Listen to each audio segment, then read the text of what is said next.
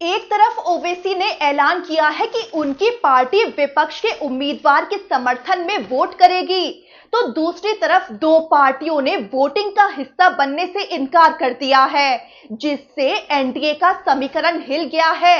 उपराष्ट्रपति चुनाव को लेकर ये तो साफ है कि एनडीए का उम्मीदवार जीतने जा रहा है, लेकिन असली कहानी यहाँ जीत या हार की नहीं है, बल्कि इस बात की है कि जीत कितने अंतर से होगी और इंडिया गठबंधन को किस हद तक झटका लगेगा।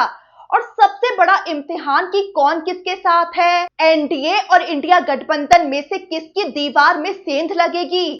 तो एनडीए की ओर से मैदान में है महाराष्ट्र के राज्यपाल सीपी राधाकृष्णन, वहीं इंडिया ब्लॉक ने उतारा है सुप्रीम कोर्ट के रिटायर्ड जज बी सुदर्शन रेड्डी को। कल यानी 9 सितंबर को वोटिंग सुबह 10 बजे से शाम 5 बजे तक होगी और गिनती शाम 6 बजे से शुरू हो जाएगी और शाम तक देश को नया उपराष्ट्रपति मिल जाएगा। चुनावी गणित समझे कि कितने वोट चाहिए, तो लोकसभा में 542 और राज्यसभा में 239 सांसद हैं। कुल 781, यानी जीत के लिए चाहिए 391 वोट। लेकिन अब समीकरण बदल गए हैं, क्योंकि बीजेडी और बीआरसी ने ऐलान किया है कि वो वोटिंग में हिस्सा नहीं लेंगे। इससे कुल मतदान करने वालों की संख्या घटकर 772 रह गई है और बहुमत का आंकड़ा अब 386 पर आ गया है। ऐसे में एनडीए के पास अपने 425 सांसद हैं। इसके अलावा वाईएसआरसीपी के 11 सांसद हैं, जिसने एनडीए का खुला समर्थन दिया है। आम आदमी पार्टी की स्वाति मालीवाल भी एनडीए के पक्ष में वोट डाल सकती हैं। 3 से 4 निर्दलीय और छोटे दलों के सांसद भी एनडीए के साथ आ सकते हैं, यानी एनडीए के पक्के वोट 436 के आसपास माने जा रहे हैं। वहीं दूसरी तरफ इंडिया गठबंधन के पास करीब 324 वोट हैं।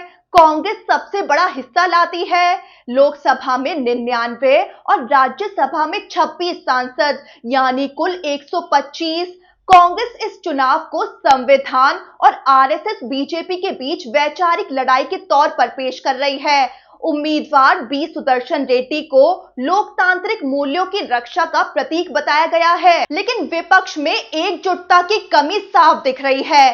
खरगे का डिनर कैंसिल होना, सांसदों में असंतोष की खबरें, ये सब इंडिया ब्लॉक की एकजुटता को कमजोर पेश कर रहे हैं। वहीं क्रॉस वोटिंग का भी बड़ा खतरा बन रहा है। इस चुनाव में व्हिप जारी नहीं होता और वोटिंग गुप्त होती है, यानी सांसद चाहे तो पार्टी लाइन से हटकर वोट डाल सकते हैं। ऐसा इतिहास में भी होता रहा है और यही एनडीए की सबसे बड़ी रणनीति है, क्रॉस वोटिंग। समाजवादी पार्टी के 37 सांसद हैं, यहां से 3 से 5 सांसद एनडीए को वोट कर सकते हैं। ताजा उदाहरण है सपा सांसद राजीव राय। 6 सितंबर को उनके जन्मदिन पर खुद गृह मंत्री अमित शाह ने उन्हें फोन किया। बातचीत लीक हो गई और राजनीतिक हलकों में चर्चा छिड़ गई कि राय एनडीए के पाले में वोट कर सकते हैं। वहीं कांग्रेस के 125 सांसद हैं, यहां से भी 2 से 5 सांसद एनडीए को वोट कर सकते हैं। खासकर मध्य प्रदेश, गुजरात और राजस्थान जैसे राज्यों से छोटे दल और निर्दलीय के 4 से 6 सांसद की भी सत्ता पक्ष का साथ देने की संभावनाएं हैं। यानी कुल मिलाकर एनडीए सिर्फ जीतने की नहीं, बल्कि बड़े अंतर से जीतने की कोशिश कर रहा है। हालांकि इस बार जीत का अंतर बड़ा नहीं रहने वाला है। विपक्ष का गठबंधन पहले से मजबूत स्थिति में है और एनडीए को फायदा पहुंचाने वाले बीजेडी और बीआरएस वोटिंग से दूर हो गए हैं। लेकिन जब जीत तय है तो फिर बीजेपी इतना जोर क्यों लगा रही है? क्रॉस वोटिंग, दूसरे दलों में सेंध लगाने की कोशिश क्यों की जा रही है? दरअसल बीजेपी हर चुनाव को सिर्फ जीतने के लिए नहीं, बल्कि बड़े अंतर से जीतने के लिए लड़ती है।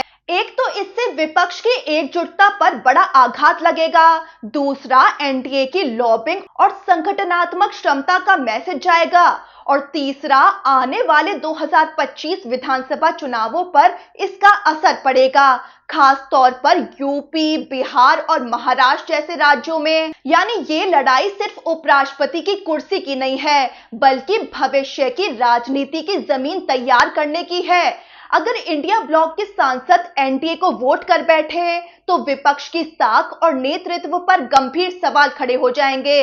वहीं एक तरफ गृह मंत्री अमित शाह ये संदेश दे रहे हैं कि सीपी राधाकृष्णन भारत की एकता और विकास के प्रतीक हैं। एनडीए की जीत दक्षिण भारत में उसकी स्वीकार्यता को और मजबूत करेगी। वहीं कांग्रेस अध्यक्ष मल्लिकार्जुन खड़गे ये कह रहे हैं कि ये चुनाव संविधान की रक्षा और आरएसएस बीजेपी के बीच की वैचारिक लड़ाई है। उन्होंने सांसदों से ये तक अपील कर दी है कि सांसद अपने अंतरात्मा की आवाज पर वोट करें।